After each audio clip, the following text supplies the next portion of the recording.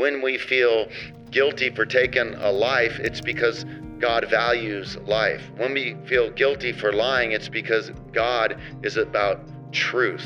Tú hiciste tu investigación de tu doctorado en un tema que es muy particular y un tema que se aborda poco en el cristianismo, y es el tema de la culpa. Pero no era cómo la culpa nos aleja de Dios, sino más bien cómo la culpa nos lleva a Dios. Entonces, ¿cómo fue esta conexión que hiciste? Y cuéntanos un poquito más de tu investigación. So Diego, one thing about guilt is it's something that all of us understand unless somebody's a psychopath. Now, as a fast objection, some might object to guilt being an argument you can use for the existence of God, because they'll say the psychopath would blow the argument up because the psychopath doesn't feel guilt. Therefore, you can't claim that guilt is actually universal in its scope. But I don't think that's the case any more than I think that there isn't such a thing as objective color.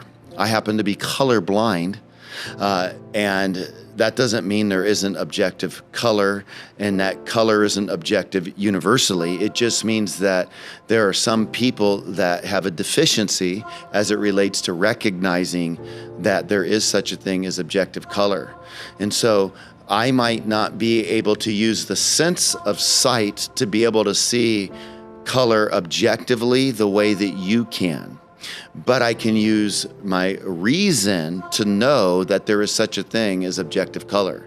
So similarly, even the psychopath that might not feel guilt can objectively know there's such a thing as the fact of guilt, and that he has something of a deficiency in himself in the fact that he can't feel guilt.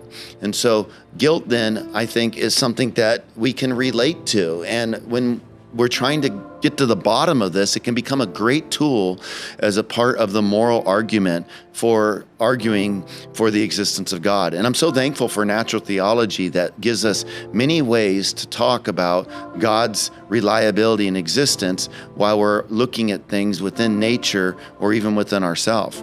Now, there is the moral law, and the moral law has been written on our heart. And the moral argument seeks to argue from some feature of morality to the existence of God. So you could argue from conscience or from the moral law. In my case, I'm arguing from guilt as a feature of the moral argument to God. And so I like to do it like this. So suppose you're talking to an atheist, you could say, what's the best explanation for our guilt given that both of us experience it? And so given the resources that you have at your disposal as an atheist, how can you account for guilt?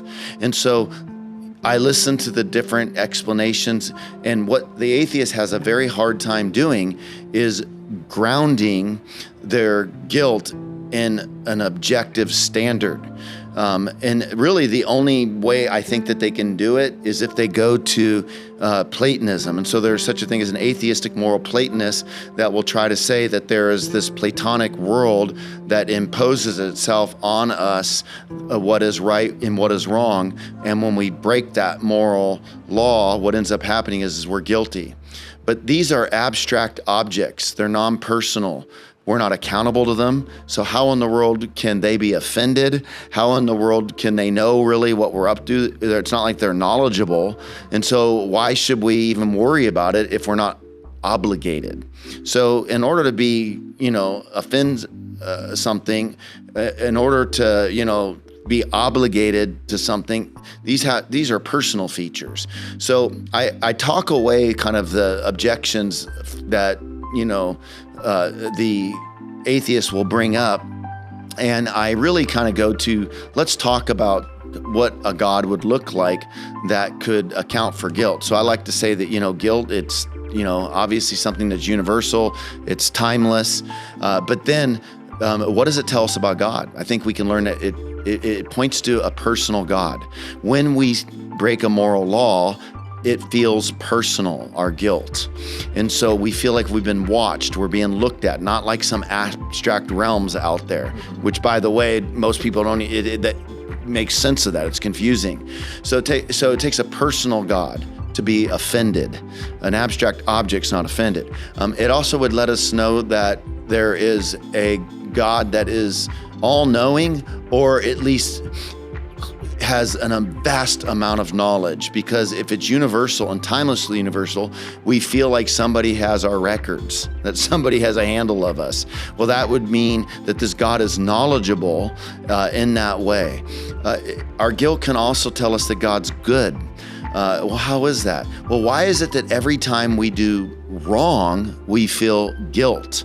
It seems like we would, feel like, why is it that I don't feel guilt when I do something good? So, in other words, I think it's God's getting our attention every time we morally trespass something, to say you're not operating according to the way that I made you. And so it's something broken. And so it's showing us that He's a good God, and He made us to be good, to be holy as He's holy.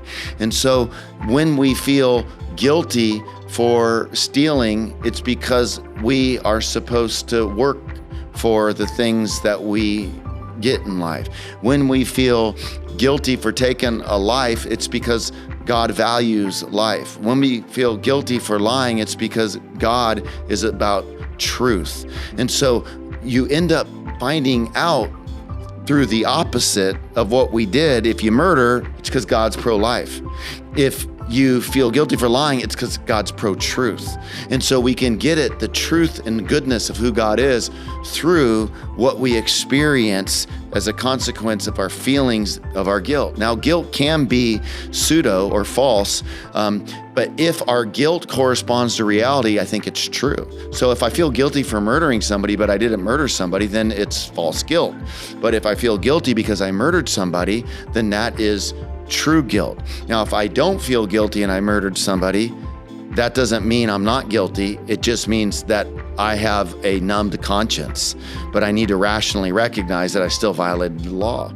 So looking at guilt, then, it tells us that God is personal, that He is, all-knowing, or at least unbelievable in His knowledge, that He's good, that He is a moral lawgiver, because He's the one that gives us these moral laws.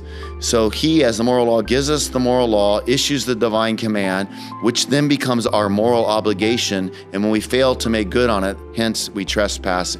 And then it leads me to the last feature, which is He is fit to hold us accountable, that we are ultimately accountable for Him. And then what I love about my argument that I do, Diego, is that's philosophical argument from guilt to God, arguing that He's the best explanation for our guilt. But then we arrive at theism, and then of the different theistic options, which one can best address the problem of our guilt? And I believe it's a Christian-shaped solution. And it just so happens to be that the fivefold features that I just mentioned of the theistic God that our guilt points to also happens to align with the God of Christianity, one who is personal, who is all-knowing, who is good, who is fit to hold us accountable, and the moral lawgiver.